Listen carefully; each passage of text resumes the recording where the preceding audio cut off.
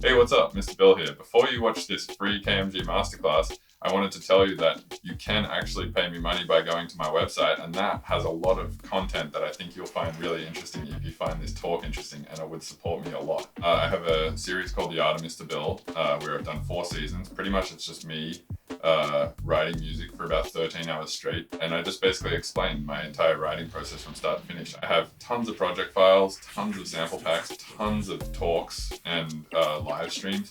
Basically, there's thousands and thousands of hours of video content there, and I think you could really get some use out of that if you find stuff like this interesting. So enjoy the talk, and hopefully I'll see you at MrBillsTunes.com.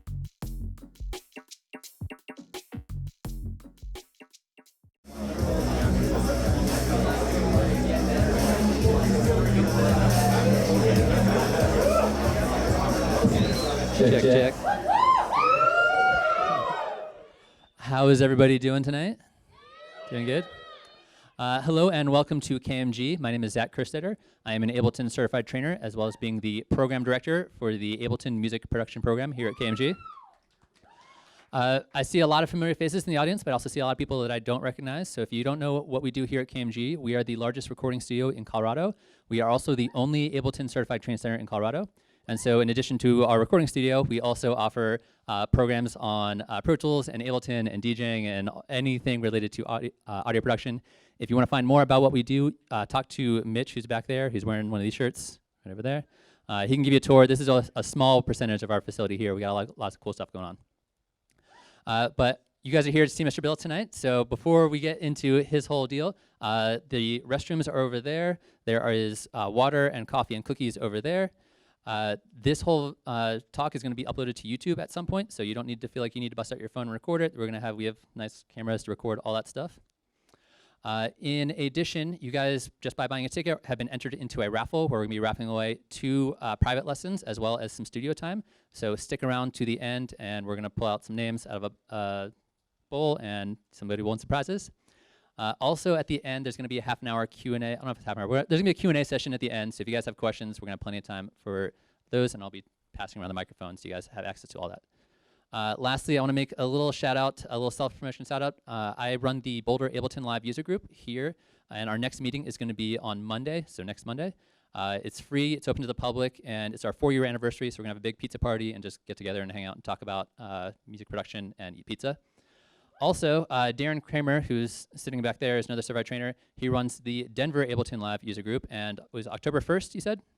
October 1st, they have their meeting down in Denver. So if you guys are curious about either of those things, check out the Boulder Ableton Live user group or the Denver Ableton Live user group and help get connected to the community. So I think that's all the stuff I want to talk about. So without further ado, Mr. Bill is going to come up and share some knowledge with you guys.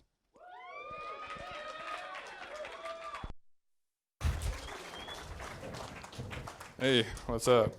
How you doing? That wasn't even a joke. Cool. Yeah, how is everyone? Good? Cool. Sick. I'm looking at my phone, but not because I'm like doing social media. It's because I just have notes there. Cool. So yeah, the I guess title of this talk, there's no real formal title, but what I'm going to call it is Perceived Loudness in Your Sound Design. And how to measure it and use it to your advantage. Because everybody likes loud music, right? That's what makes a banger. And hold on, this fucking cable's pissing me off. Never mind. All right.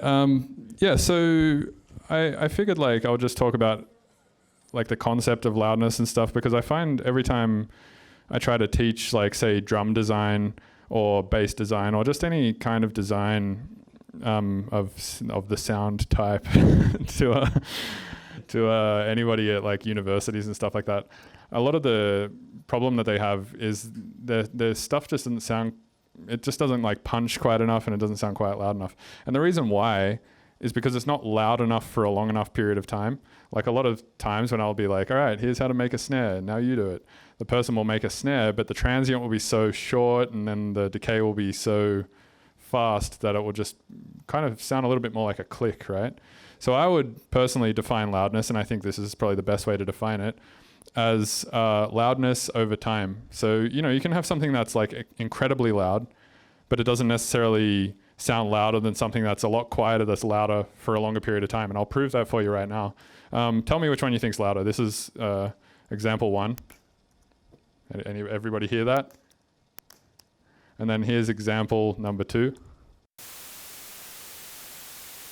So which one's louder? And clearly the second one, right? But you can see here the first one is peaking at plus 10 decibels. And the second one here, it's at negative 12 decibels. So one of them is 22 decibels louder on the peak meter, but we hear one as louder because it's louder for a longer period of time. And then the way that this would maybe manifest itself in music, I have 2 examples here of songs that I've made. So this is one example, I'll just play it.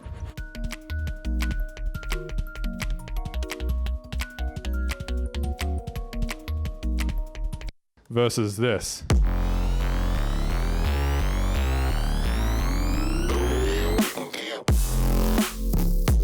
So like clearly the second one is way louder, right? And to me it sounds better. And the reason why it sounds better is because all humans are really fucking stupid, and we all suffer from a thing called excitement bias, which means when something is loud and something is clear, to us it sounds better. And that's why a lot of artists have stipulated in their riders and stuff like that, that they have to be louder than the openers. And a really good example of that is Bass Nectar. It's like everyone before him has to be insanely quiet, and then he has to be basically the loudest fucking thing on the universe. So if you zoom in here and you take a look at maybe why one of these sounded quieter than the other one, well, if you look here, a lot of these transients and stuff, they're not loud for long, right? Like this one here is loud for, if we highlight over here and then put our mouse over this, you can see down the bottom here, it says duration, like it'll show it right here where my cursor is. And it's saying the duration is 0.00058. It's like 58 milliseconds of time that it's loud for before it actually dips off into this portion of the sound. Whereas with this one, if you zoom in, it's just a fucking sausage. Look at that. It just never gets quiet. It's like, it's just like loud. And then there's, little periods of time here where there's, transients and little bits of quietness and stuff. Obviously the trick is like to try and make these sound dynamic too. And there's tricks that we can talk about to go over that too, to be like, here's how you make some shit loud, but also make it sound like it has dynamics. Because it's really easy to just make like a sausage sound pretty bad. Cool. So that's definition of loudness, and that's basically the concept of this talk. How do we use that idea of having things louder for longer periods of time to make our shit sound better? Cool. So I'm going to start with some drum design, and then I'll kind of show you like my thought process when making a drum. So here's a drum. Oh, it's actually 3 operators, but sounds like a snare drum pretty much. And the way that this was actually made by, does everyone know Jade Cicada? Yeah, he made this rack actually. And I just use it now for my snares because it's a really good rack. So it's basically made up of 3 parts. The first one is a fundamental. And if we were to recreate that in practice, you'd pretty much just load up operator. You want to turn the first oscillator here onto a fixed frequency so you can define the fundamental position of the snare. And we get something like that. Doesn't quite sound like a fundamental because you need to shape it with the ADSR. So if I shape this into some sort of a transient, I could just drag my sustain down here and we would get something like this. But it's not very loud for a long period of time then, right? Because the attack kind of just like instantly tapers off into the decay portion and then hits the sustain portion. So usually what I do is I use this initial portion here to kind of let it be loud for like a little bit of time before it decays. And that's using that concept that we just talked about of like letting it be loud for a little bit more time before it decays off. So now we get something like that. Let's make this around 190 hertz. And then I'm going to put a high pass filter on this, which seems weird. But the reason why is because you want to use this boost like at the cutoff point to sort of like punch where the fundamental is a little bit. So it almost distorts. And then we actually want to distort it. So let's turn the shaper on to say like soft or turn OSR on. And you start to get that kind of like Cohen sound fundamental off that first EP that they released where all the snares are like clunk. Or, Jack U. They just like take 2 of those and just delay one by let's see, delay this by a couple of milliseconds. Exactly. All right. So anyway, we have a fundamental. Great. Second layer we want is some noise. So that sounds like this, which if you took the guess that that's white noise, you would be correct. That's exactly what it is. And then there's a bandpass filter on that. So let's have that around 2K or something like that. And then let's actually make this sustain for a little longer. And this one actually we probably don't need any transient at all because we sort of have the transient from the fundamental. So let's just do this. And then let's just duplicate this layer. And we want a high, like an even higher version of the noise. So here we can just adjust where the bandpass filter was and drag that up even further. And we get more of a, I call that the piss of the snare. All right, so now we can mix this a little bit here in this rack, and we get something like this. Sounds somewhat like a snare. This one sounds better, so I'm just going to use this one, but that's basically how the rack is made. I just wanted to go through it quickly. That's much better. All right, and the reason it's much better is because it has a little bit of processing on it and stuff like that. Okay, so we can process this a bunch of different ways to make it louder for a longer period of time. If we render this, we can kind of just inspect what the thing looks like. So let's hit record here and take a look at this snare. So we can see that it's loud for quite a while already. But if we wanted, we can make it louder for even longer, and then it would just make it sound louder, right? Without like making the peak meter go even higher than it has to go. So what's a way that we can make it louder? We could use compression. That's one way. So let's compress the snare because that's sick. Now it's clipping, so let's put a soft clipper on it. So this thing here is saturator. If you just turn soft clipping on right here, it literally just like chops all the tops. Like anything that's over 0, it's just like, get the fuck out of here. All right. So that sounds even louder now, right? That versus this. Yet it hasn't actually increased in peak level. So let's record both of these. So we have one, and then let's record this one again. And let's just take a look at these on the arrangement grid. And we'll be able to see kind of exactly why one of them sounds so much louder, even though they're both peaking at the same level. So you can see the reason it sounds louder is because it's louder for longer. Does that make sense? Yeah, it's a really basic idea, but it seems like no one gets it. So figure, at least when I do like sound design classes, I'm like, man, it's got to be loud for just more time. Cool. So there's another way that we can do this, and it's by using the plugin Redux. So Redux allows you to adjust the bit depth of the sound. So usually when you render a song, you'll be like, okay, sick, I have finished my banger. I'm going to render it. So you would highlight your section on the grid, hit Control-Shift-R to render. And then here under bit depth, you can select between 16, 24, or 32, right? The difference between these is the amount of volumes that the file can possibly be. So at, I think 16-bit, there's like, I don't know, I would have to look at the Wikipedia page again, but it's like 65,000 possible volumes that it could be.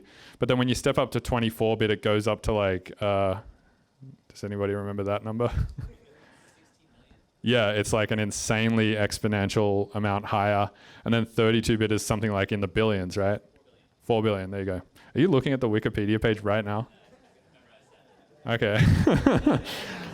Yeah, so by knowing that, if the sample that we're making right now can be at less possible volumes, we can make it louder that way too. I wouldn't suggest doing it this way, but I just wanted to point out that it's a possibility. If we turn on Redux and we change the bit reduction from 16-bit, which allows us 65,000 possible loudness possibilities, I guess, I don't know.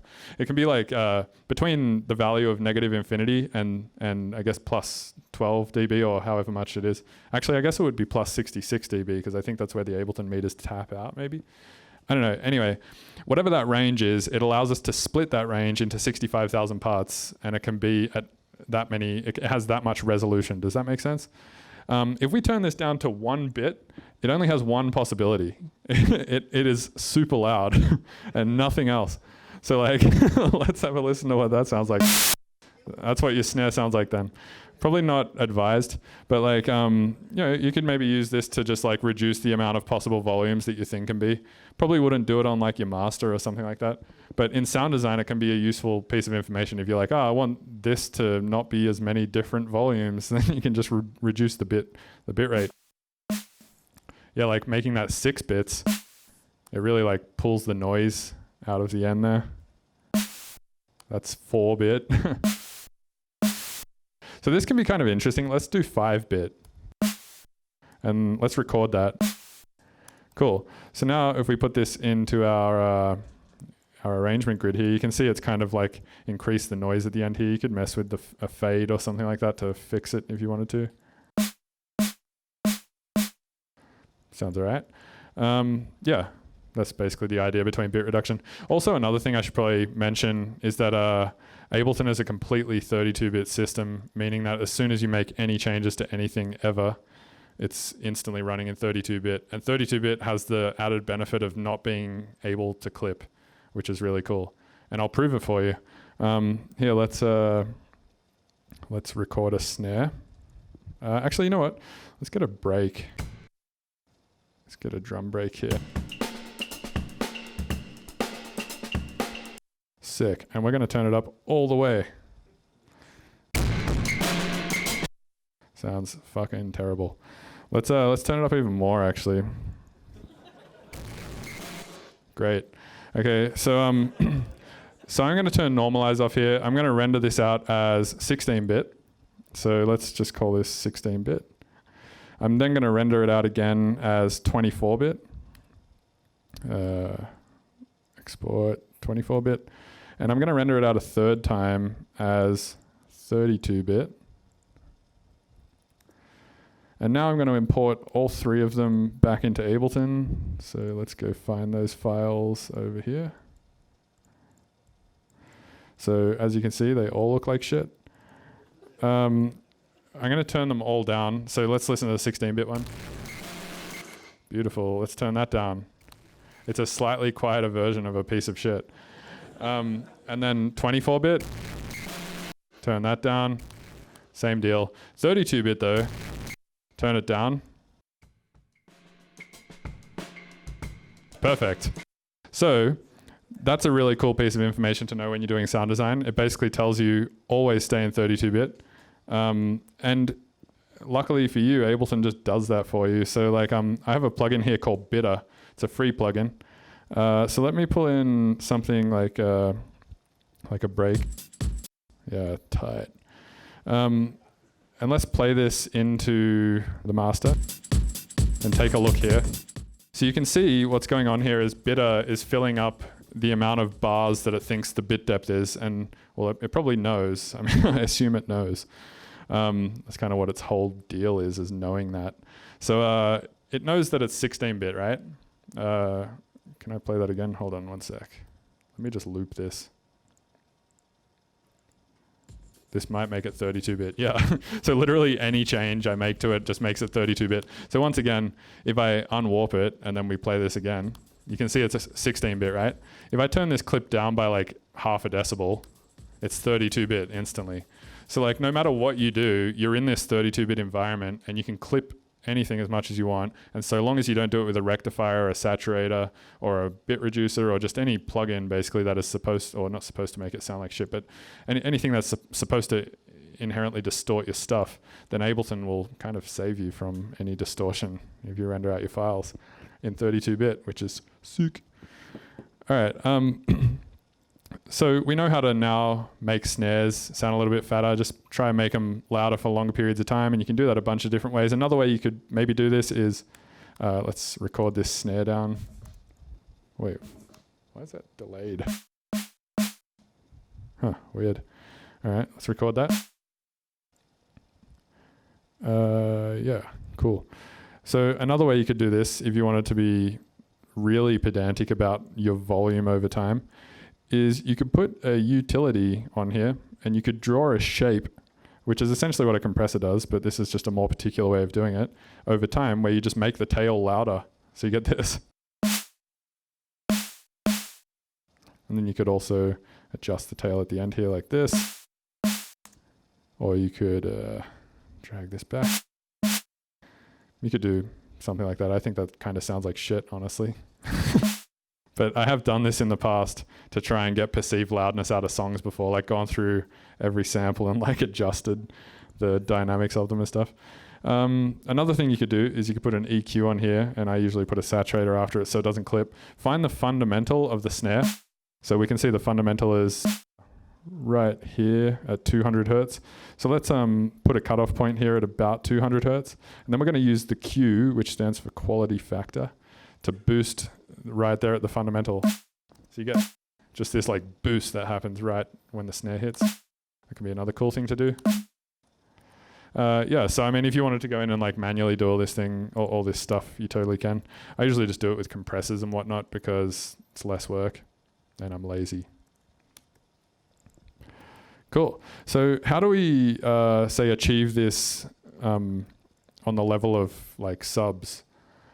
Well, there's a good tool for that. So here, let's load in an operator. And usually what I see a lot of people do when I produce with them is they just load operator or serum or whatever in, and they like go, sick, that's a sub, done.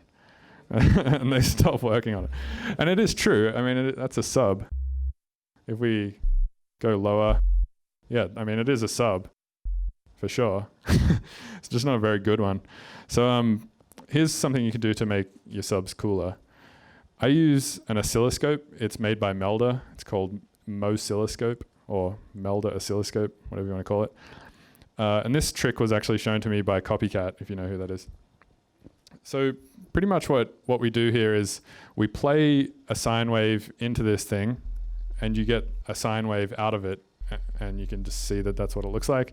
So this thing is called an oscilloscope, and this basically in real time shows you the output of your, well, in real time shows you your waveform from the output of whatever you're running through. It could be a sampler, it could be a synth, whatever. The other way to check this kind of stuff, which is kind of a pain in the ass, is recording it into an audio channel like this, and then going in and taking a look at the audio file here. But that's kind of annoying to have to like do that every time you make a change to the synth. So I just use an oscilloscope, which is nice and easy. So the thing with subs is like that sounds great in here because there's, I think, subs in here, at least it's producing that note, so I assume there is. But when you take it onto, say, like a phone speaker, it probably sounds like you wouldn't hear it. Like your phone's not going to produce it. And as we all know, apparently everybody in the studio is obsessed with pandering their mixdowns to people listening on phone speakers. I have no idea why that's the case. I guess because they're like, oh, you know, a ton of people are going to listen on a phone speaker, so fucking here's my monitor now.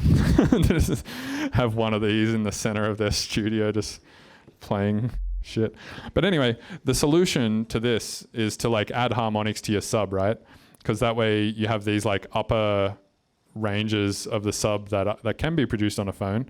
And then when somebody plays it on their phone, they will hear that upper harmonic range, and then it'll kind of like fill in a phantom image in their head of what a sub might sound like. And so they can listen to it and be like, oh bro, I bet this fucking slaps on a big system.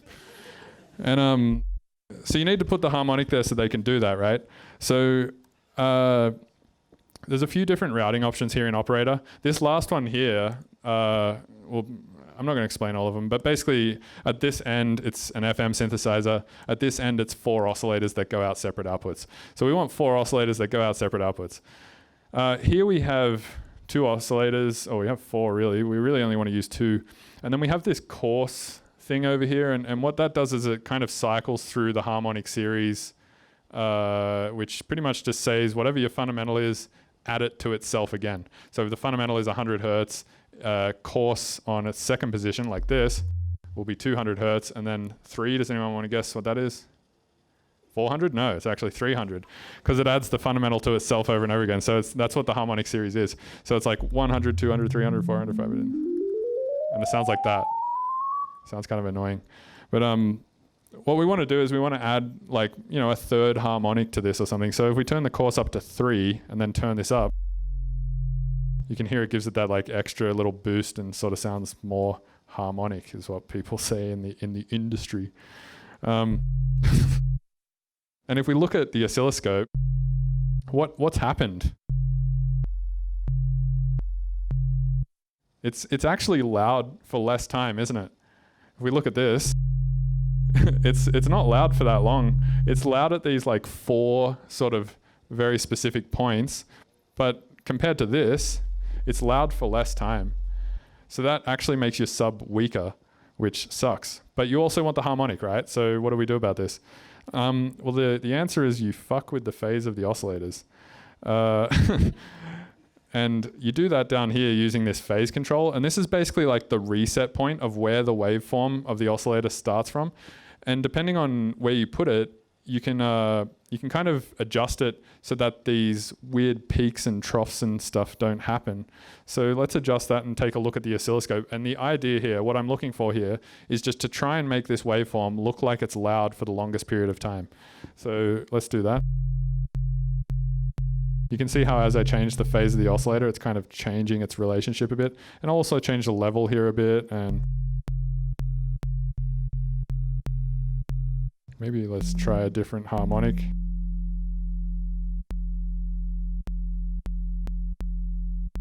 That seems like it's getting louder.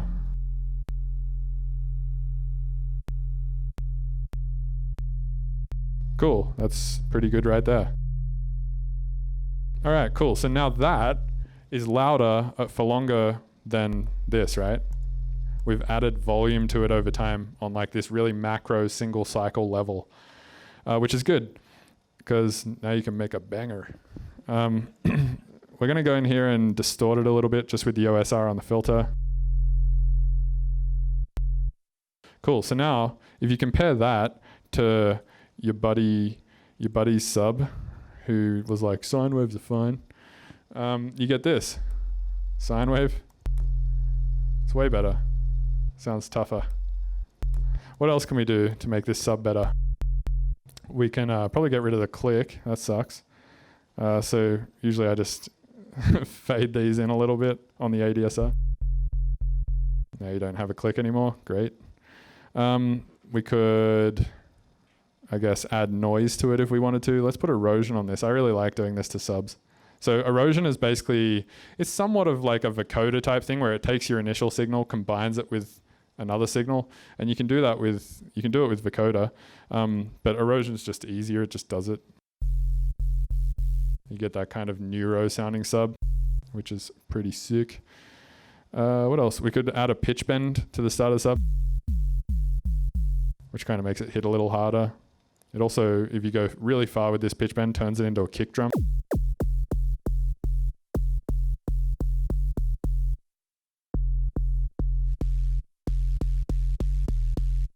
Yeah, that's sick. Compared to like this, that's lame. Sick. So I have pretty much like just a bunch of subs that I've made, 2 actually. And I just save these in a folder every time I make one that's hitting pretty hard. And I'm like, oh, that's great. I'm gonna have that. And then whenever I want to just pull it into a session and know that I'm gonna have good sub. All right, so it's a little quiet, this one. It's not quiet 0. Everything has to be 0. That's not true, don't listen. So let's just turn it up with a saturator. Yeah. Tight. Banger. Cool. So that's how to make subs better. Does that make sense to everyone? Yeah, sick. All right. So from here, basically, we've got the concept of like loud for a longer period of time, even on a macro level when it comes to like a snare or a sub or something like that equals good and it equals louder sounding. If you consider that good, which I do. So maybe let's talk about some creative processing ideas. So there's this thing that kind of popped up a little while ago in the neuro scene among people like Copycat and Frequent and Kyoto and all of those guys. And this idea was called sine compression. Has anybody heard this term? Yeah, one person. Sick. So the idea is you pretty much take a sine wave and you just add tons of harmonics to it over time. So let's create like a low F and let's just render this. By the way, I think this process is really annoying to do and I'm going to show you a better solution for it, but I'm going to show you what this is first. So you render a sine wave, sounds like a sine wave, and then you start adding stuff to it, like say a filter. Maybe distort this a bit. Let's get a max LFO here somewhere, wherever that is. And let's LFO the frequency of the filter.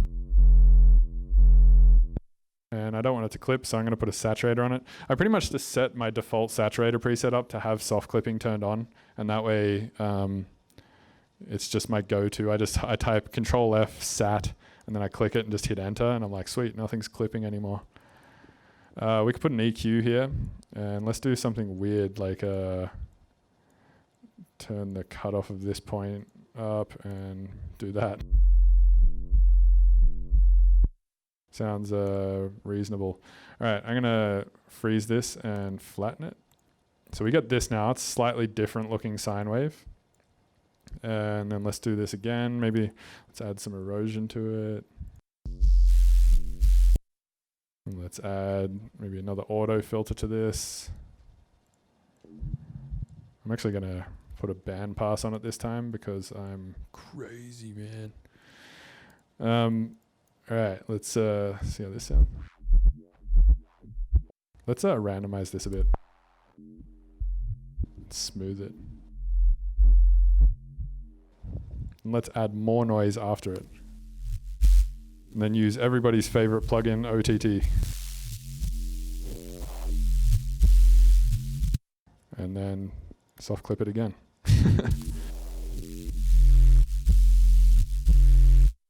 So if we freeze and flatten this, you can see how like slowly after iteration of adding like little bits of noise and distortion and filtering and soft clipping and so on and so forth, you eventually get to like a neuro bass, right? Let's do like one more iteration maybe. Let's get a compressor going on here. And let's add another auto filter. This time I'm gonna have the auto filter doing some high pass stuff with a crazy cutoff. And I'm gonna LFO this again with some randomness and smoothing.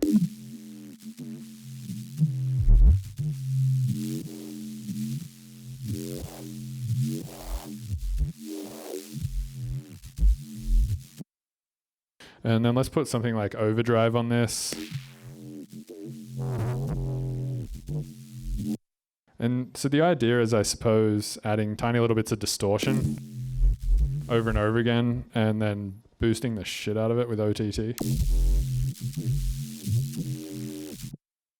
And I suppose you can like also clean it up as you're going to, but generally like the idea is just to add tiny little bits of distortion over and over again.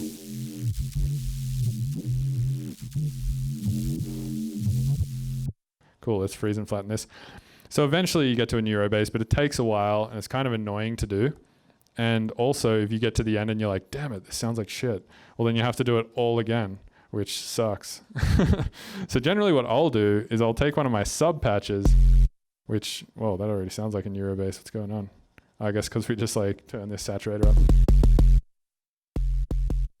And then I'll just like kind of process it here, but I'll process it like the same way that we just did, very iteratively with like small amounts of distortion along the way. But I'll just do it like whilst the thing is still in MIDI. And there's a good reason for that, because once we get to the end of the processing chain, we can then very easily change things on operator and then create like an entirely different sound without having to like go through that whole iterative rendering process again. So for instance, let's start putting effects on this. So let's try amp. This could be a good one. Sounds pretty sick already. Let's put a filter on this. Let's put an OTT on this. You know what? I'm going to use the Ableton OTT, which Deadmau5 told me is the exact same as the Exfil one, but I've done tests and I don't believe him. But he said he knows like both guys, and he's like, trust me, man, it's the same.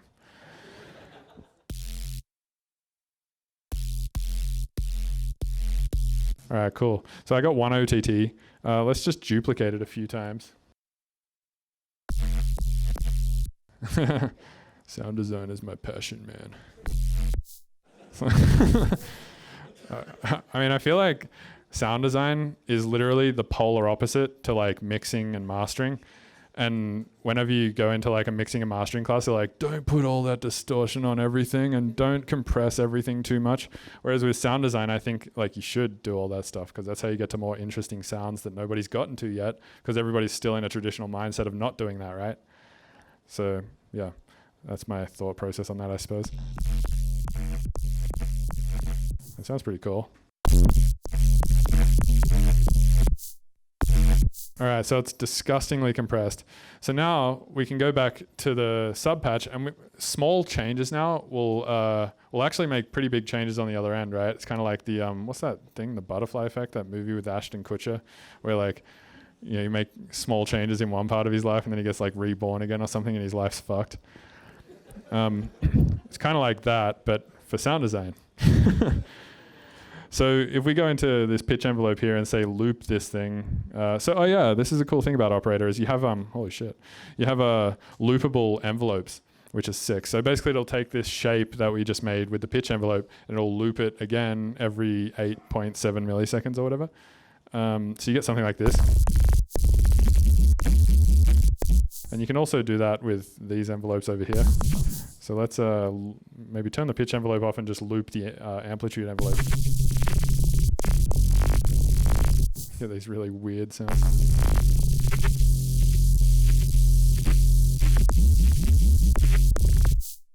Maybe turn a couple of OTTs off. Here's a thing I learned the other day. You can highlight multiple plugins at once. So like, let's say these 4 and just hit your 0 key and it turns them all off. I never knew that. I was always going like, shit, I want to turn all these things off. And then like putting them in a rack like this and then turning the rack off.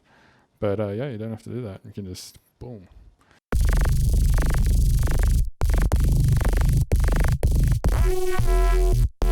Sick. Don't know how that happened, but I like it. This is exactly how sound design should be done, in my opinion. All right, so I'm going to introduce you to a concept called mud pies. So pretty much, yeah, it sounds worse than it is, don't worry.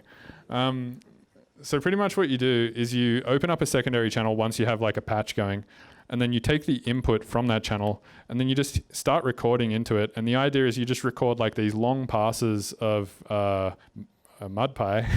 You just record long passes of sound design, and then later on you can use that contextually in your music in different ways. So let's just hit record here on this cell and start recording into it. And I'm pretty much just going to play with the synth and record into this thing for a couple of minutes. So we'll get this.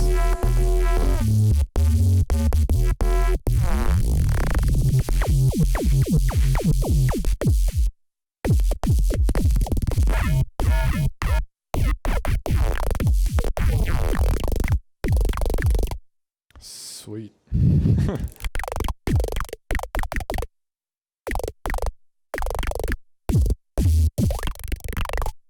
Sounds pretty weird. I like it.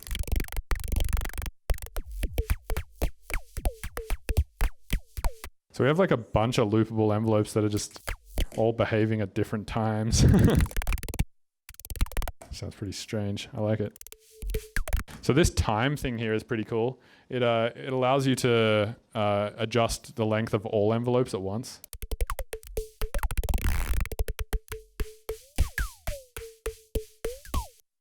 This has turned into not a bass anymore though, so I guess that's fine. Let's turn some of these off.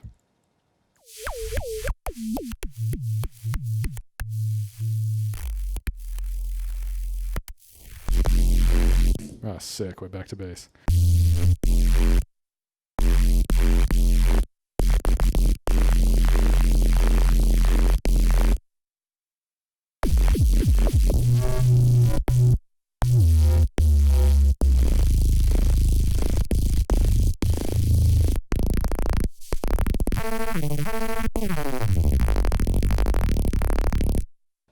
Sounds like a bodily function.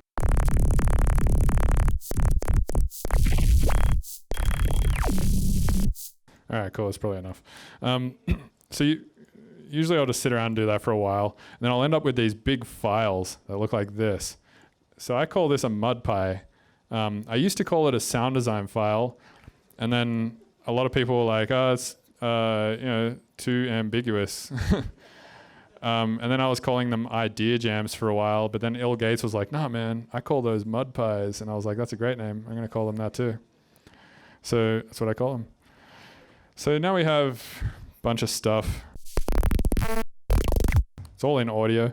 I guess the question now is, how do we make that music? Because that's like the goal, I hope. Unless you think noise is music, and then we're done here.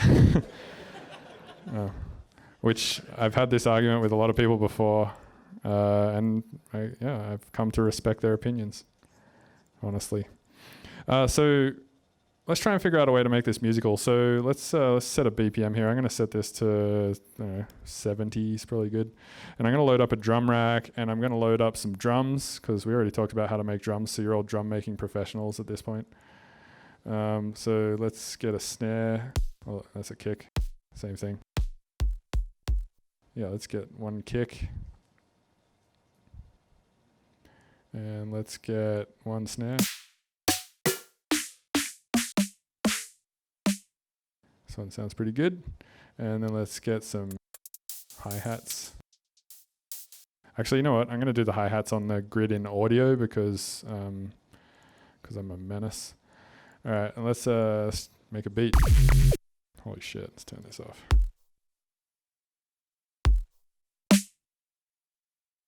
All right, that's about as complicated as beats get these days, so that's good. And then let's put a hi-hat in here somewhere. I guess that's probably good. Yep, sick.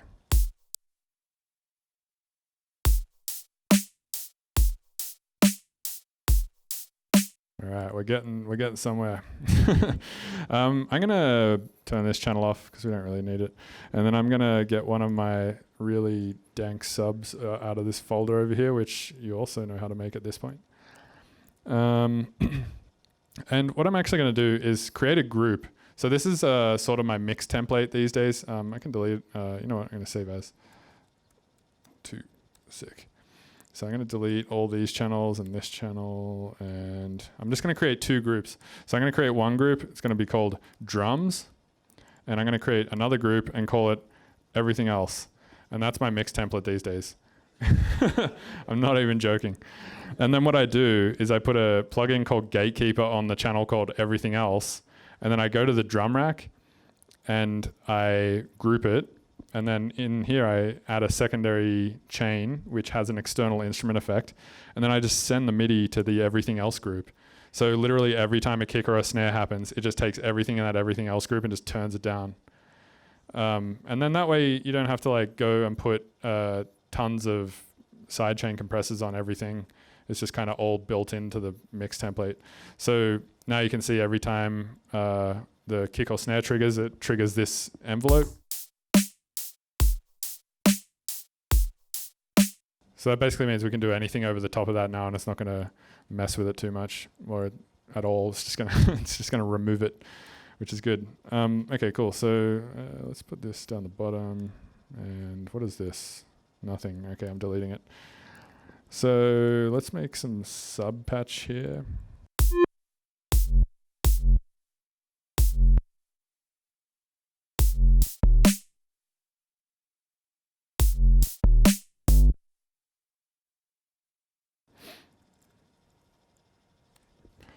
And yeah, this is probably fine.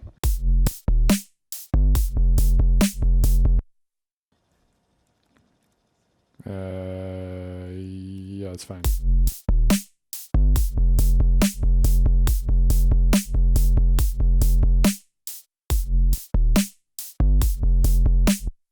Simple beat. So now what I usually do is create a secondary channel that's sort of like above or below the mud pie that I made.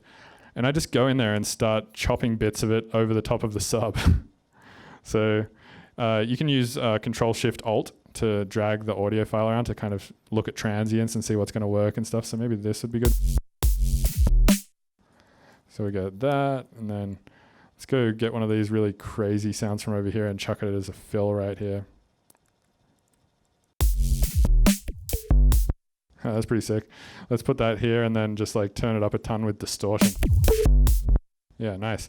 And then let's create like a return channel and get a reverb on there. And then we're just going to send this last hit here that had like a bit of harmonic content to it to that reverb. Nice. I need you to say that so I can like put that in. So it can be like, damn. It's like the cool thing to do these days, right? We could put this in a sampler actually and do a bunch of interesting stuff with it that way. So we could maybe have this on one-shot mode. Actually, you know what? Let's put it on slice mode and then see where these slices coming from. Actually, no, let's do this. This is actually another sound design trick. Let's convert it from a sampler to a sampler.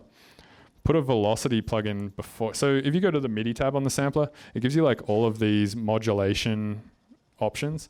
And one of the options is velocity.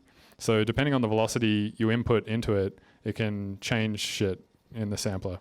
So what we want to change is the loop start point. So let's attach it to that and then turn the amount that it changes it by up to 100, which I assume is a percentage. Get the fuck out of here. And then I'm going to put a velocity plugin before it. And the velocity plugin has some randomize options. So I just turn randomize all the way up. And then I think you have to adjust the out high to 64 and the out low to 64 as well. And then maybe put an arpeggiator before it. So you just play something in at like 16th notes or something. And then what you should get is the playhead of the sampler jumping around a bunch because the velocity is being told to randomize the start position of the playback, and then you're randomizing all the velocity going in. Okay, that totally didn't work. So let's set it to sample offset then. There we go. So you can see the playhead is just like jumping around randomly. Pretty cool. Let's put this on 16th notes. Oh, sorry, 32nd notes. It was already on 16th notes. And let's just run that over the whole thing and cut the lows a little bit.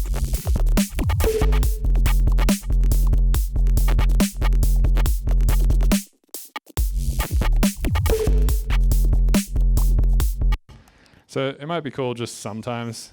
We don't really need it over everything. Let's distort it a ton. That's kind of my answer to everything. Doesn't sound good. Let's distort it more. So I'm going to flatten this. So now we can just kind of see it in audio, which is cool. I'm going to turn it off, and then I'm just going to basically highlight sections of it and press my 0 key whenever I want it on. So let's say we didn't want it on for these two hits. We could just turn it on right there. I don't like the look of that, actually. I'm going to put this one here.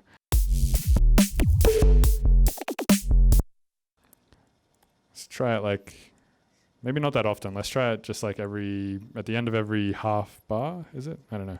I can't count. All right, let's try this.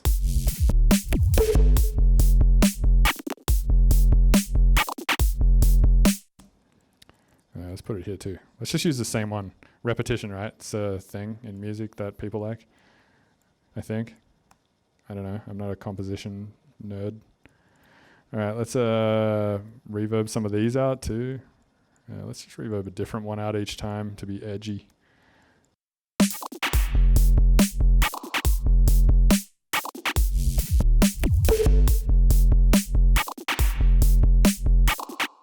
So anyway, that's like the start of an idea, I suppose. So let's go and have a look at something that I prepared with Incanti and Woolg earlier. And we can see like maybe how this would then turn into an actual song that doesn't suck. But the concept is the same. We made like a long ass piece of audio that just sounds crazy and then cut it up in creative and interesting ways over a beat and a sub to create a piece of music. So whilst this loads, I do anything, I guess.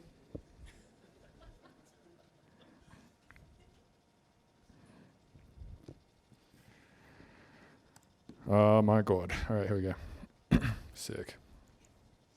I guess I can't be too mad. It's a pretty big project. Well, it's not that big.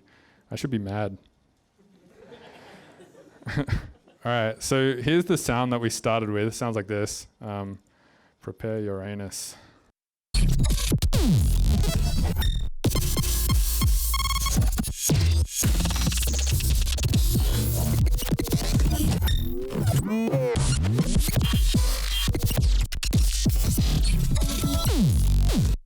it's just a bunch of craziness. And I think that was made by Woolg. And then Incanti and I chopped it up into this.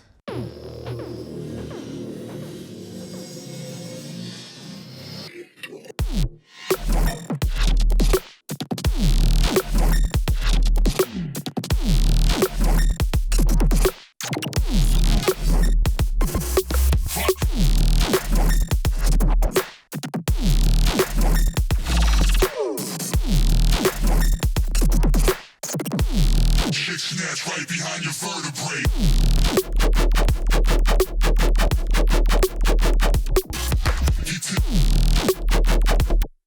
So that's kind of what a song might look like when it's finished, you know? So it's the same thing. It's just that long piece of audio and we're just taking like little cuts out of it.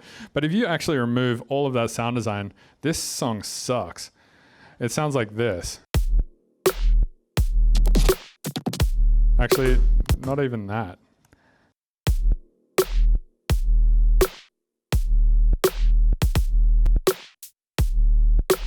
It's literally like a kick and a snare and a sub. and all the sound design is making it cool.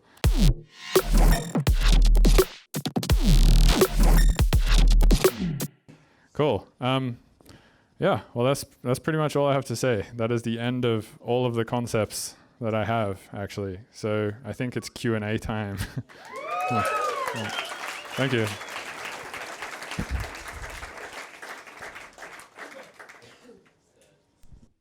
Q&A microphone on. Can I start off with one question real quick? Yeah. So earlier when you were talking about compressing snares, you ran it through the glue compressor and then a saturator, and then used the soft clip on the saturator. Is there any reason you didn't use the soft clip on the glue compressor? Is there any difference between those two? That you I usually turn it on both. Okay. I don't know if there's a difference. Okay. Just checking. Who has got some questions?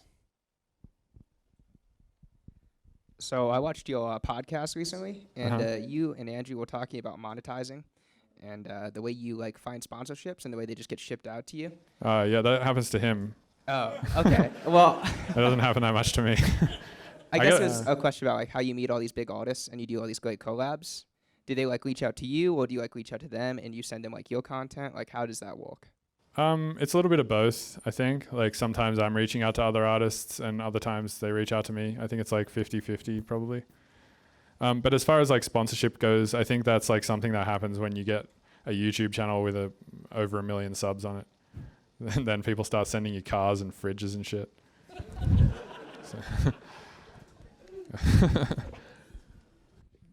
Any else have questions? Go ahead and raise your hands. Hello. Hey. I also have a question related to the podcast you did with Andrew Huang recently. My question is, you talked about how plugin developers and people will send you sounds, VSTs, packs, things to try, but since you have so much going on, it's difficult to take the time to install that, try this thing out, try that thing out. And my question is, how do you not stagnate in that case if you're not trying out new elements and introducing new elements? What are your thoughts on that? So yeah, it is tough when you get given multiple plugins a week to try all of them. Because I mean, imagine like you get Serum, right?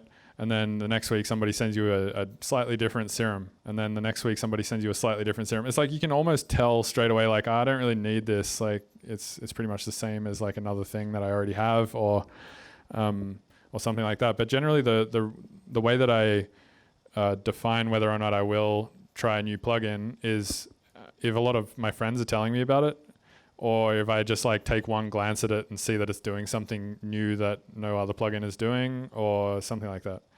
Yeah, I guess, I don't know, I just try and use some sort of like common sense with it to try and, well, I guess it's not that common, but whatever. I try and use like some sort of judgment system that I've developed to see whether or not it's worth my time to install it. But if I installed like every plugin that I got sent, it wouldn't be good for my computer probably, but also it's just, I don't think I'd be able to use them all. I already, like, this is my plugin folder already. It's like insane as far as I'm concerned. It's like hundreds of plugins. If you like look in all these folders, they're like full of more plugins. But yeah, I don't know. Yeah. Look, this one has tons. I don't know how I'm going to use them all. But yeah, hopefully that answers your question. All right, I got one. you were talking about like the polar opposite of like a mixing engineer versus someone that's doing sound design. Is there like going too far and destroying the sound too much, or is that just more of like if it sounds good, it is good kind of thing? Yeah, well, I mean, I look at sound as somewhere between complete silence and white noise. It's somewhere in between, and you want to shape silence and white noise to be something that sounds good, right? Like this sound here, if you pushed it a little further, like let's say we put 10 more saturators on it, all pushing 36 dB each, or something like that, it would essentially just become white noise. I mean, that still sounds pretty cool in my opinion, but like, I don't know, like, yeah, at that point it would be a less usable sound for sure. And I think what happens is the more you do this and the more you just like create these mud pie type things, the more you realize whether or not you're going too hard on the distortion early on, or how usable the sound is going to be. If you do it like 100 times or 200 times, eventually be like, oh, I can tell that this sound isn't going to work very well in many beats because of how intense it is, or how like overly distorted it is, or something like that. Are you concerned that sometimes when those sounds get destructed too much that it would cause problems in the mixing phase? Not necessarily. There's always ways to fix stuff in the mix, I feel like, whether or not it be more filtering. So for instance, let's use this sound as an example again. Like that sound there to me doesn't sound super usable, although we did manage to use it in this song. Sounds like this. But you could fix that like I would consider filtering a form of mixing, really. So if you say used your filter to kind of shape transients out of it and stuff like that, you can almost carve it back into something. So, if we did something like this.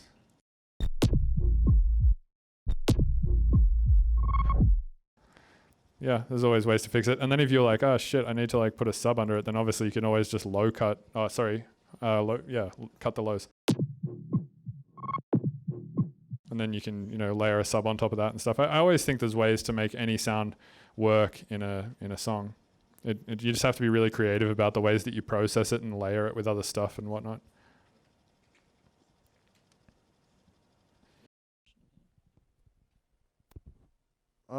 Using the similar method of sidechain ducking that you use, I've found that I've had a lot of trouble with like the transients of like my kicks and snares like popping.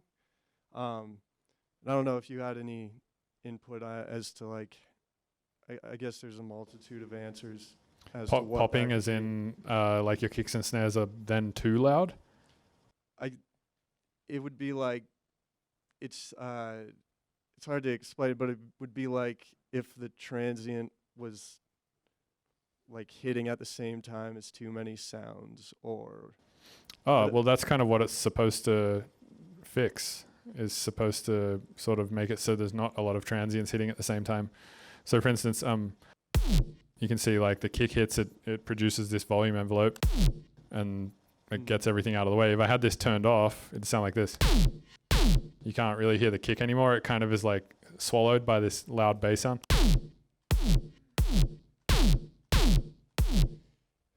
Well, okay, so I mean, yeah, I totally agree with that, but I guess it could be like the difference in genre that we're making or whatever it might be, but I don't know, I guess. You're talking about the sidechain causing pops? Yeah. And your other sounds, not the kick and the snare? I mean like clicks and stuff? Yeah, I guess it could. Like if you listen just to... Yeah, I mean, it does cause a little bit of clicking like this. You can kind of hear some clicking, but it gets masked anyway by the drums, right? Because the drums happen exactly when that click happens. So it's kind of like right now you can hear me talking to you at this volume or whatever if I took this microphone away at this level. But if we started blaring music in a club and I started talking to you at this level, you wouldn't be able to hear me at all, right? Because my voice would be completely masked because the sound system would be happening at the same time as me talking. It's the same in this case. It's like when a click happens and a drum also happens over the top of it, it's kind of like the drum takes precedence and the click kind of becomes not that important, if that's what you're talking about. Yeah. I guess I'm probably just neurotic about it. So A lot of people are, and I think it's like one of those things where you can just sort of like see the mess, so it bothers you. I just try to not think about it. I do have at least one existential crisis per song though. So not over that usually, but something else. Hopefully that answers it. Yeah.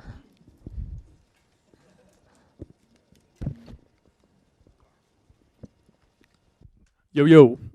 Hey. It sounds super dope in here doing all this MudPie stuff. And when I get home to my little shitty apartment and my little monitors, my sub's in the wrong place, no I bass think traps. you have a lovely apartment. Yeah. Thank you. Are there any tips of ways to still find enjoyment in the sound design process when you can't afford or don't have access to materials to make a good sounding environment? Or can yeah. you do the same thing like with headphones and Yeah. still get the same? Totally, yeah. Remove all the walls, just put headphones on. Yeah. Yeah, Okay, cool. yeah. And do you have a sub pack? What's that? Do you have a sub pack? No. I reckon a sub pack / good headphone combination, which you could probably pull off these days for like, I don't know how much you want to spend on headphones, but like sub packs are what, like $200 or something like that? 500. Yeah, so if you spend like 300 on a sub pack and a couple $100 on some good headphones, then yeah, you can get a pretty decent monitoring setup. There's also a program called TrueFi. It's made by a company called SonarWorks. They also make that reference 4 thing or whatever, where you take measurements of your room with a microphone, and then it learns what the response of your room is based on impulse responses, and then it produces an inverse EQ to that and applies it to your speakers. So when you're listening back, it's like, oh yeah, you have an anomaly of a peak at like 100 hertz. So we're gonna like build an EQ that removes that 100 hertz, which I kind of think is a little bit stupid anyway, because the whole thing is like, you know, it's a room. It's going to still produce that issue at 100 hertz, no matter how much 100 hertz you put in there or remove. But with headphones, it makes total sense. So everybody whose headphones haven't been already measured by SonarWorks, you have the ability to ship your headphones to them. And I think they will pay for shipping even.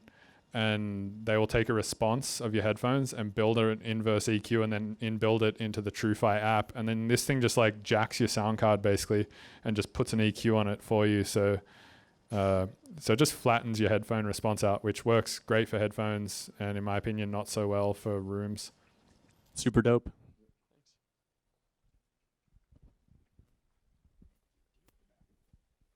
All right.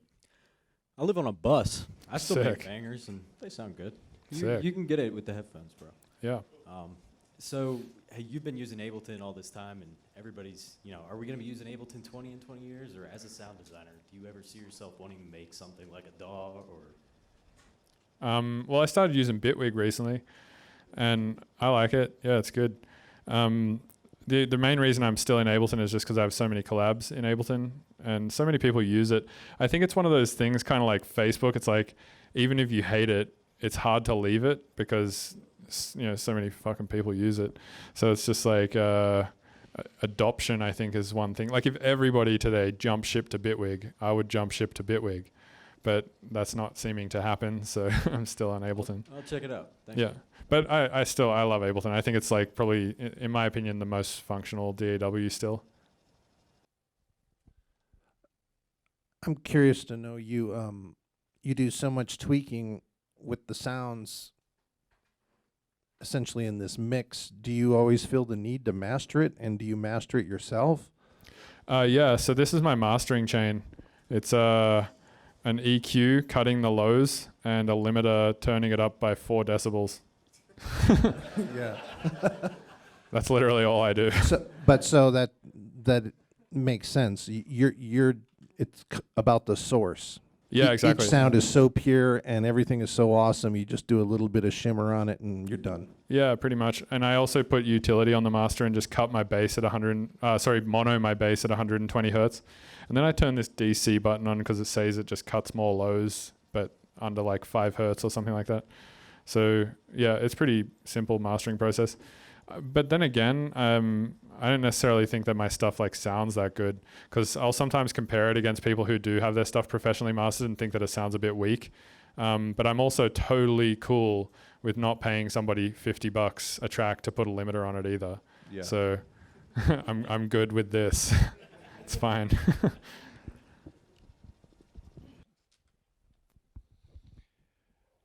Another one real quick. When sound designing an operator, what do you prefer to use for your oscillator setup? The color coding for the oscillator setup, which is your preference? That's completely dependent on what I'm doing, but I would say so this one here is set to like all the oscillators going out their separate outputs, but this one here is set to an FM setup, but I'm not even using the FM bits of it. So I would say that's totally just down to the kind of sound that I'm trying to make. But generally I would say if I had to like look at all of my ALSs on every hard drive that I have laying around and compare or take a poll of which setup I use the most, it probably would be the 4 oscillators going out their separate outputs. So each of them sort of horizontally. Do you ever mess around with that while doing sound design? Do you ever change around those guys while doing sound design to see if you can get better, crazier sounds out of it? I would say like probably a few times in my career, yeah, I've like switched it and been like, oh, that's way better. But no, it's not necessarily a thing I like do all the time. But yeah, I mean, by all means do it. That sounds like a cool idea, actually. Let's go back and try it. So yeah, because that does make sense if you're adding like a bunch of harmonics and stuff with other oscillators. So where's our MudPy thing here?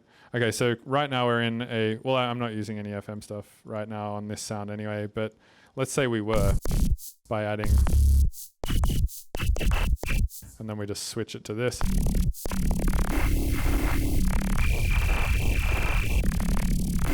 Yeah, I mean, it definitely makes a difference depending on what setting it's on. Kind of all sounds like shart noises though.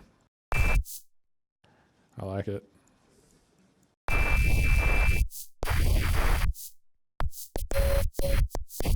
Yeah, it's probably worth trying, I suppose.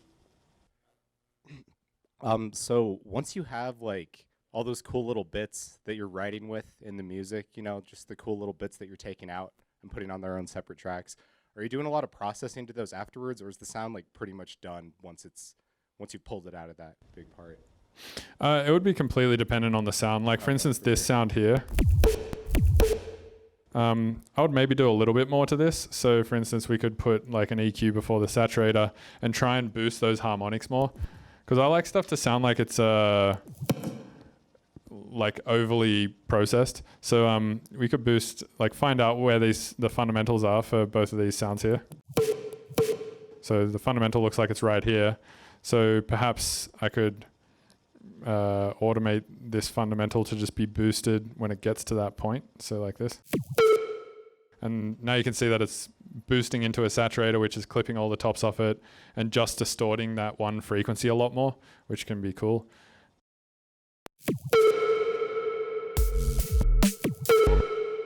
Kind of a bit loud now, but yeah. I'll definitely like juice the sounds a little more if I feel like it needs it. But yeah, the idea is trying to get the sound design as like thick and interesting and articulated as possible before you start cutting it up or even recording it as a MudPy.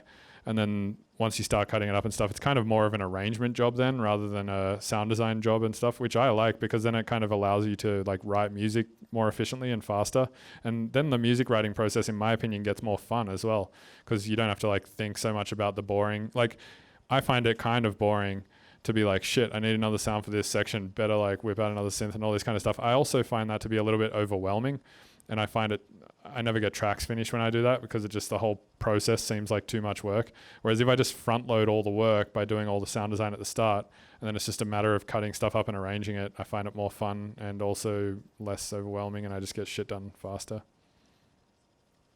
Yep. Hey man, thanks for doing this. Super awesome. Really enjoyed it. My question revolves around songwriting. It looks like a lot of your writing comes from your sound design. So what do you do when you hit a wall? Do you just keep playing? Just keep messing with stuff till you find a sound that inspires you and write based off of that? Yeah, I have a few ideas about this. Sometimes what I do is I record my master. So I'll just hit resampling and then record this.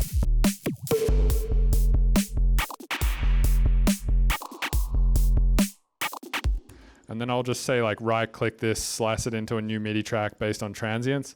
And then sometimes I'll just, use this drum rack here to kind of rearrange beats and just see if I can get a better beat out of it. And I'll sometimes do this on like a MIDI fighter or something.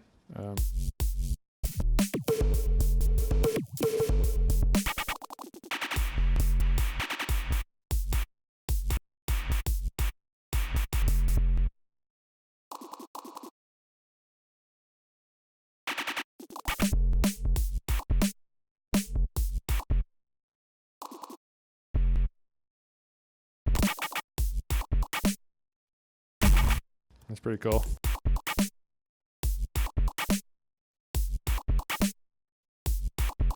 Yeah, I'll just do stuff like that, like just render shit and just fuck with it and like just cut it up, rearrange mess stuff. with it a bunch and get a sound that inspires you to write something out. Yeah, exactly. Just try stuff out and see if you can get something that makes you react. Because I would consider myself a reactive artist, right? Like, I don't think I'm creative at all. As soon as like, yeah, I don't even know what creativity is. It's a fucking crazy subject. But like, I know what I do understand the way that I get my ideas though, and it's by other shit happening. So like, I'll see if somebody like goes outside and they see a flower and they're like, "Well, it's so inspiring. I'm gonna write a song about this flower." It's like they're not really creative. They just like seen a thing and it like gave them an idea. They really stole the idea from the flower, right? That's kind of how I look at it. So I just like, try to force the computer almost to do stuff that gives me ideas and then work from there. Yeah, no worries. Anybody else have questions? One over here somewhere. So after you do like a whole bunch of limiting and clipping, so what are some good ways to preserve your dynamics and also kind of get your synths and basses and samples to kind of breathe into each other rather than just kind of being a big old wall of sound, but still keeping loudness? Yeah, well, the sidechaining thing is a good one. Like having MIDI triggered sidechaining is great because then it allows your drums their own space and all of your other sounds their own space. Other than that, I would say making sure that every sound that is not your sub has a low cut on it. So for instance, if I created another channel in this group called Everything, which is sidechaining everything, and called it like, low cut or something. Sorry, it'll be high. Low cut, that's fine. And then call this one sub, then now we know for sure that like no sounds coming from any of this stuff has any low frequencies in it. And that way it kind of gives the sub its own space too. But I don't know, I feel like mix templates are one of those things that you just have to mess with and find your own sort of style with and all of that stuff. Like that Skrillex video came out the other day, the Mumbai Power one. And he had like a bunch of weird routing stuff where he had like, some pre-master situation going into some other chains or something like that.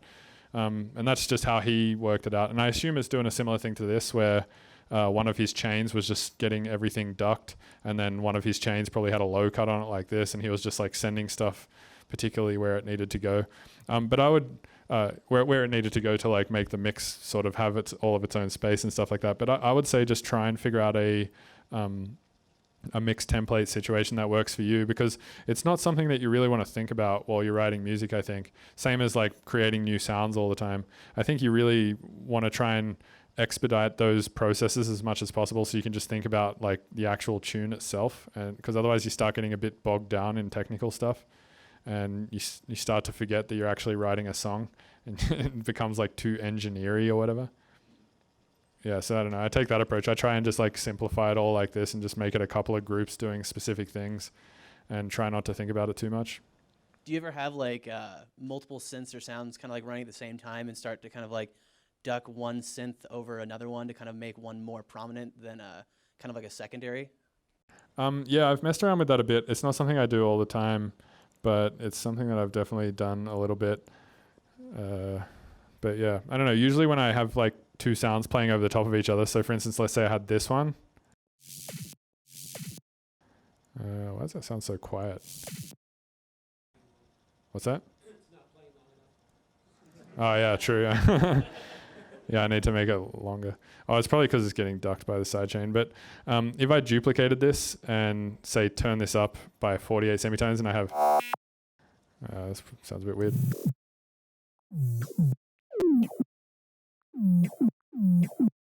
Yeah, cool. Let's EQ that a bit. let's say I wanted to layer that over this. You know, I may like use a fade or something like that. But generally I do a lot of my stuff in audio. And perhaps I could cut the end off this one too, and maybe even automate a reverb at the end there.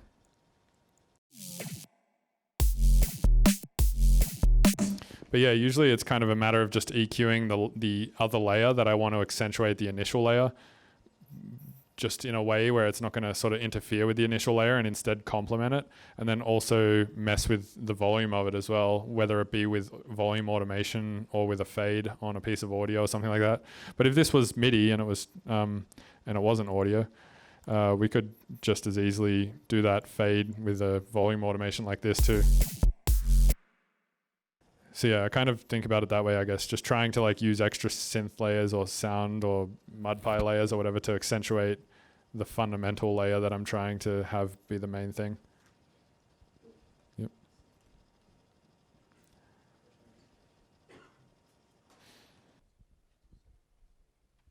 Hello. I was just curious, as far as using Operator to make your own kicks and snares, how do you use that to your advantage over just taking any random sample? Or like, are there things you look for to make it fit your track better? No, I don't necessarily think that I make better snares or kicks than anyone else on Splice or something like that. Actually, I definitely make better kicks and snares than some people on Splice. But not everyone. There's some really good sample makers out there. For me, it's more about just like injecting more of myself into it, you know? Like if you make a snare, then you get to kind of like choose everything about that. Whereas if you just get one off Splice, it's more or less, and also I don't actually even think it is quicker to get one off Splice, because you end up just sitting there like sample surfing for a long ass time anyway. I think it's just quicker to make one.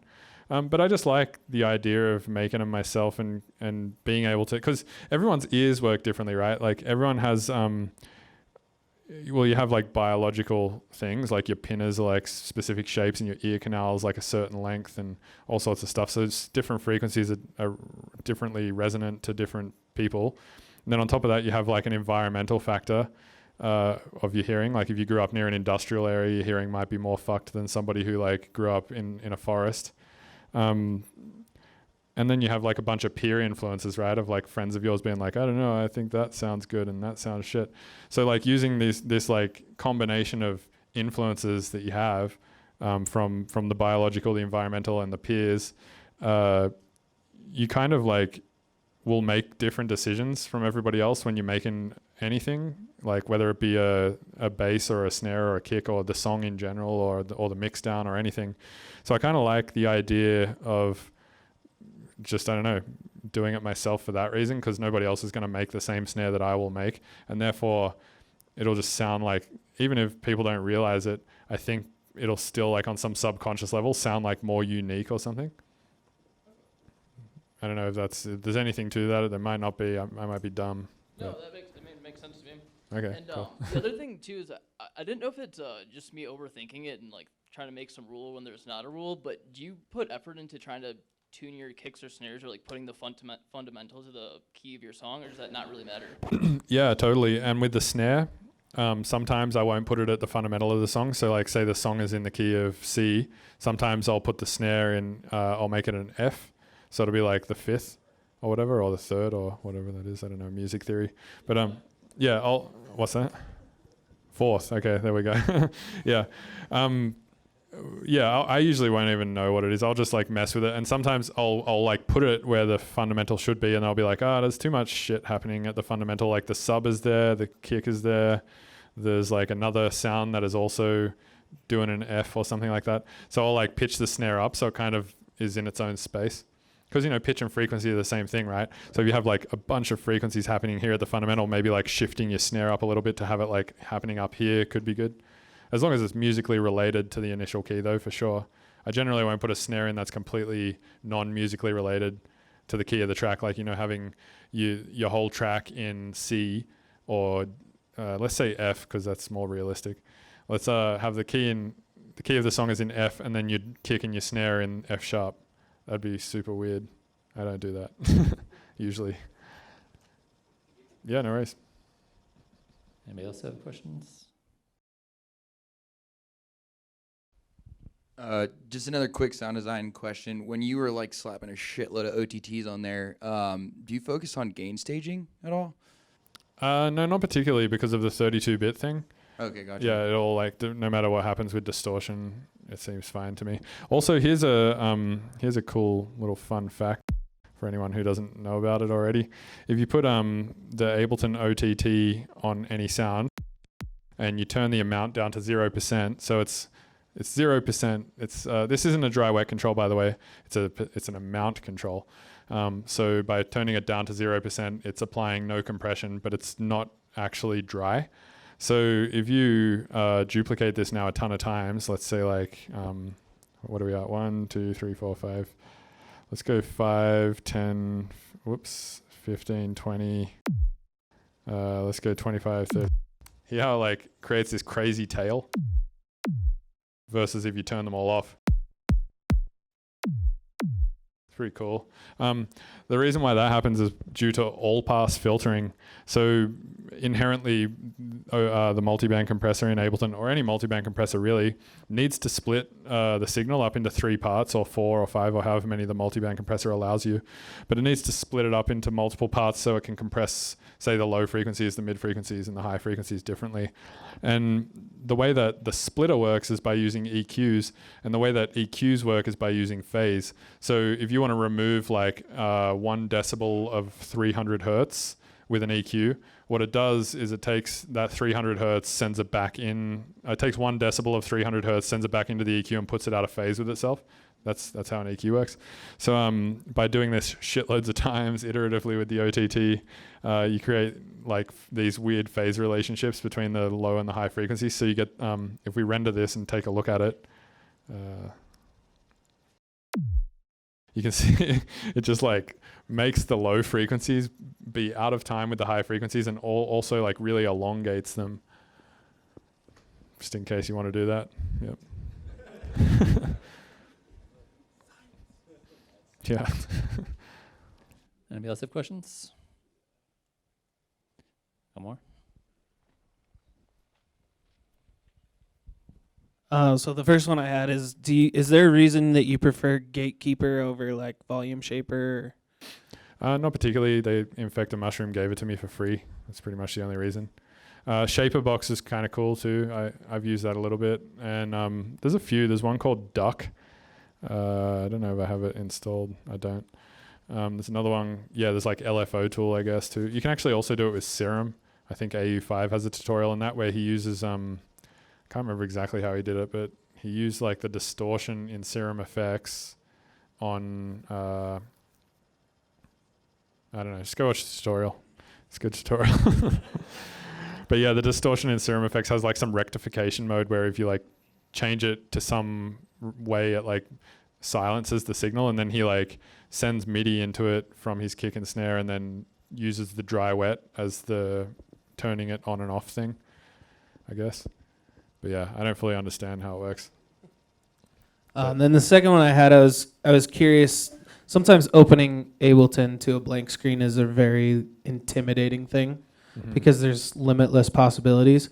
Like if you're uninspired but you're wanting to do work, do you have something that you do to like spark your reactive creativity? Because I feel like my creativity is very similar to yours, where it's like it's totally reactive. Shit doesn't just pop into my head. Like I see or hear something and I react to it, and then something else comes out. Yeah, I would suggest just putting really weird effects on your master.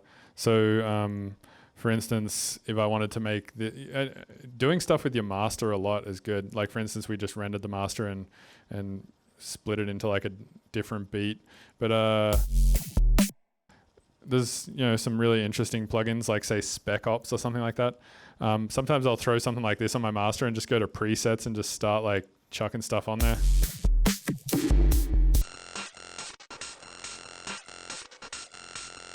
And like I already have ideas. It sounds great.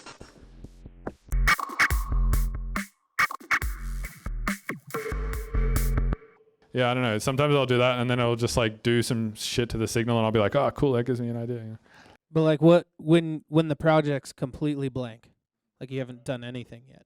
Well, you should just make your template not a blank project. Just duplicate all these channels like 100 times. And then it'll be completely not blank. You'll be like, look at all these friends I have. I mean, I don't know. Or you could, what you could do is you could make your template, like just have a bunch of stuff in there already, like just a bunch of synths and a bunch of drum stuff and like a bunch of effects stuff. And I don't know, like just start making clips and drawing random shit in there and putting effects on your master and stuff and just seeing what happens. I don't know. Yeah, I'm not sure. I usually, when I open a thing, the first thing I do most of the time is make a drum beat. And then from there, kind of figure out what else. I usually make a drum beat and then start doing some sound design stuff, usually with like operator or even a synth I haven't used before. Or I'll just sort of go in here and just look around and be like, what do I want to mess with? Silenth, I haven't used that in like 15 years. Let's do that. And then I'll play the initial Silenth preset, which is the best preset of all time. And then very inspiring stuff. Yeah, I don't know how to answer that question really.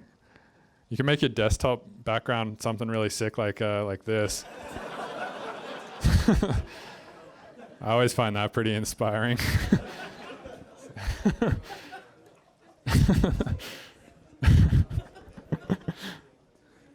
Yeah. Blown away. Thank you. No worries. Sir.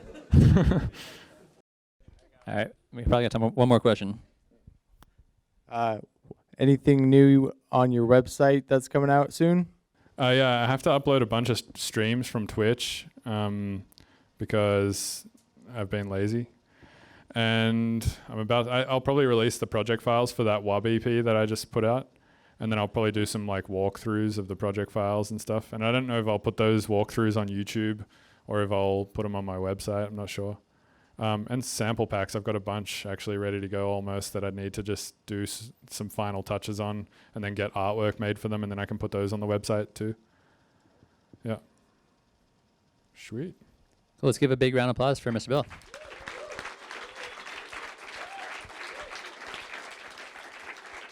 Sweet, thank you.